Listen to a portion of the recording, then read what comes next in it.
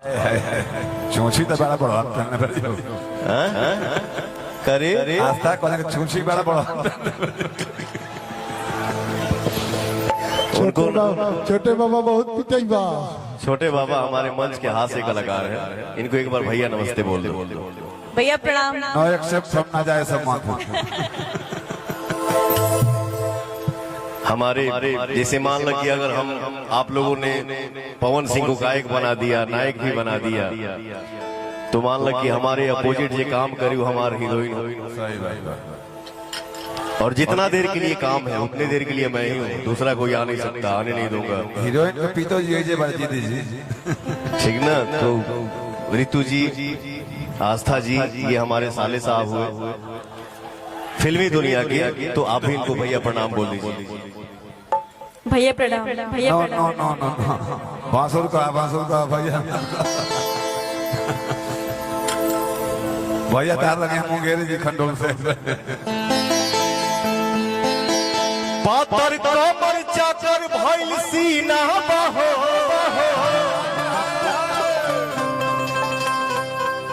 पातर कमर चाकर भइल सीना बहो, आ देखी लइकन के छूटत पसीना बहो। काकी करतारू यूज टाइट रहता ची, असर करत न जाड़ के महीना। ये हमारे साथ बहुत पहले फिल्म पहले बड़ी ठीक ना, तो हमारी भगवान हमारे सामने खड़े हैं, बैठे, खुल के एंजॉय करिए, ठीक है। असर करत नजर के महीना।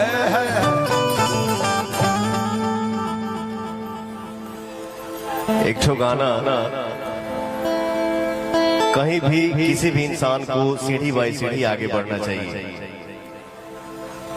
हंसलू तो भाग हमर जाग जाए।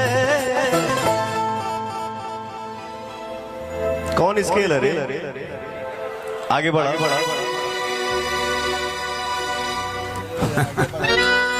एक मिनट।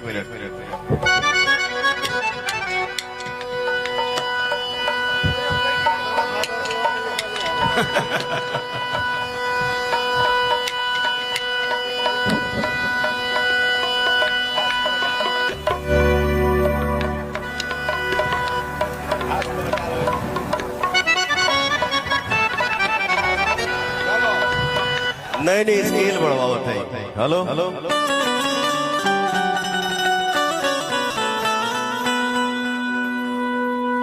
हेले आओ आगे रहो फलान हंसलू तो भाग हमर जाग जाए।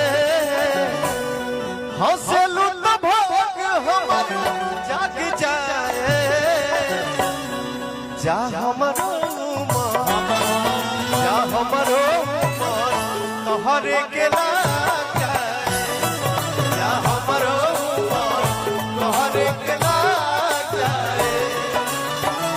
हंसलू तो भाग हमर जाग जाए। हंसलू तो भाग हमर जाग जाए। मुझे आज भी वो दिन याद है, और आज भी वो कुर्ता पजामा शेरवानी हमको याद है जो मैं इसी मंच पे गाना गाया था कि 16 बरिस के भइलू अब ही प्यार ना भई। 16 बरिस के भइलू अब ही प्यार ना भई। ई जवानी बाप का रुक रे, ई जवानी बाप का कोनो यार।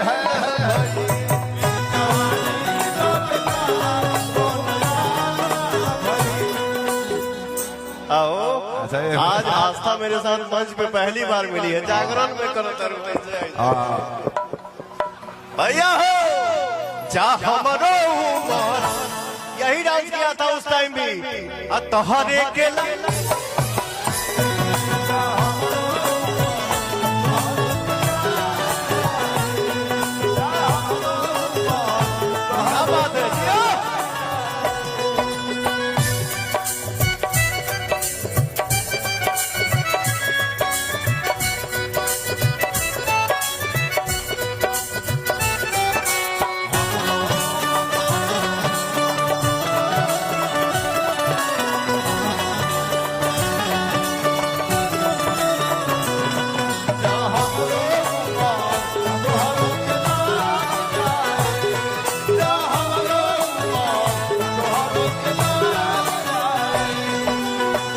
मिलके जब जालू मोरे धान हो जियारा जरेला छान छान हो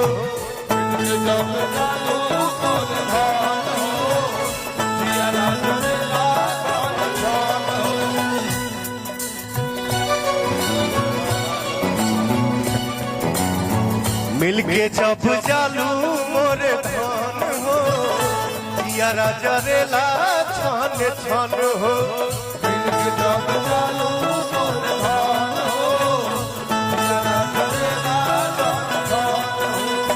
हे भैया एक चीज हमसे छूट गया था इस महोत्सव में मंच के सामने हमारे जितने भाई यूट्यूबर भाई बैठे हैं खड़े हैं कैमरा लेके जे भी भाई हमारे न्यूज चैनल से बा आप सभी को मेरा सादर प्रणाम अपना आशीर्वाद अपना साथ अपना प्यार बनाए रहिए और सबके बारे में अच्छा दिखाइए अच्छा सुनाइए रहेलु तू सोझा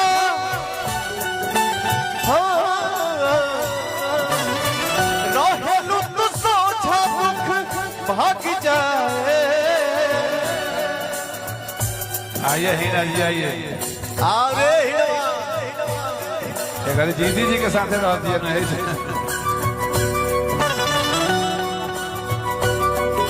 ए प्यास जी जीती जी के हीना जी के सगाई होके लगा अरे रहे ना देख के काहे इतना गोड़ लगता है हेले आवरे जहां लागे जीती जी के हीना जी के सगाई होके लगा देखिए ड्रेस सेके में के बा आई हो दादा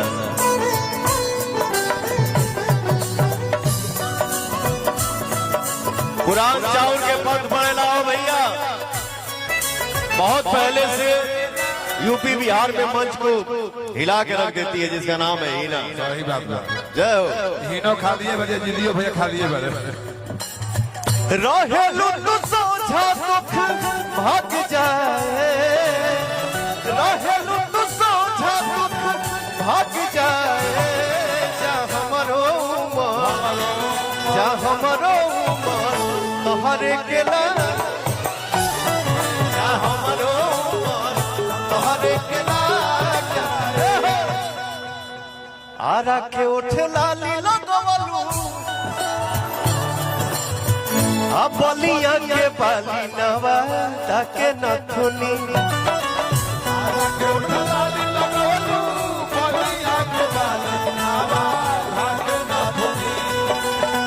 आरा के उठ लाली लगवलू बलिया के बाली नवा ताके नथुनी त कौना जिला के जिले में